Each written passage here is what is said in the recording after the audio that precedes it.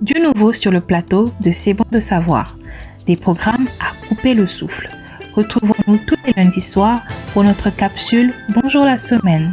C'est bon de savoir, c'est aussi des moments de détente et de partage de la parole chaque samedi à partir de 15h dans nos rubriques Au commencement et les jeunes veulent savoir, ainsi que Révérentia, un temps d'adoration où nous livrons tout entier aux pieds de notre Seigneur.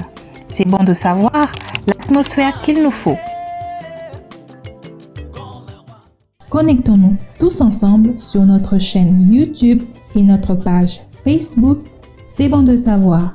N'oubliez surtout pas de vous abonner, de liker, juste un clic, d'activer la cloche de notification, vous y êtes presque, pour ne rien rater de tous nos rendez-vous et de partager, voilà, afin que toute la communauté puisse en bénéficier, car c'est bon de savoir.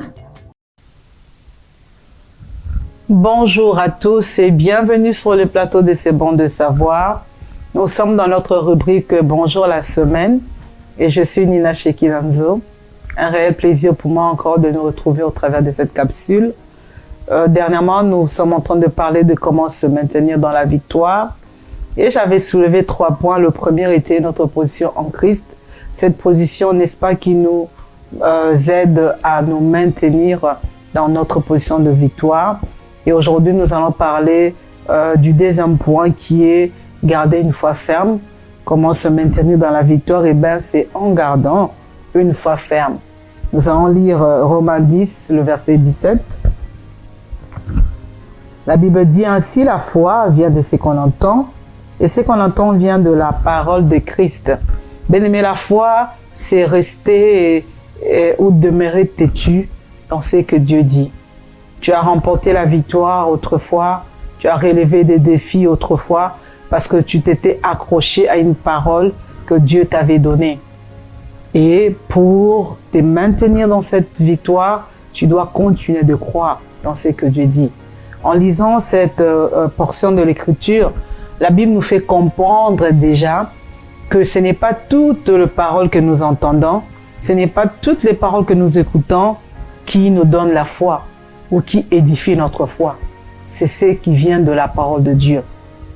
Bien-aimés, c'est important pour nous déjà de nous entourer avec des hommes et des femmes de foi. Parce que si notre entourage est négatif, notre foi sera instable. Parce que notre foi a besoin d'être nourrie, notre foi a besoin d'avoir des muscles. Et la bonne façon de nourrir ou de donner des muscles à notre foi, c'est la méditation de la parole de Dieu. Nous devons méditer la parole de Dieu. Nous devons croire dans ce que Dieu dit, proclamer et déclarer tout ce que le Seigneur nous dit.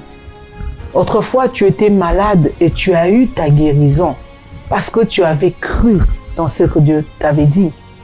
Autrefois, tu as eu des défis à relever et tu t'es trouvé victorieux parce que tu avais cru dans ce que Dieu avait dit. Eh bien, pour te maintenir dans cette victoire, tu dois continuer de croire dans ce que Dieu dit. Nous avons vu dans notre texte de base, Moïse a continué à faire confiance en Dieu pour maintenir sa victoire sur Amalek.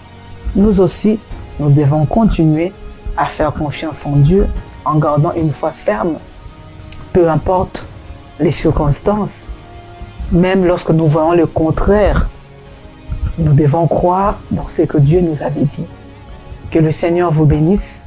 Nous allons nous retrouver très prochainement pour notre 3e point. Je vous dis excellente semaine.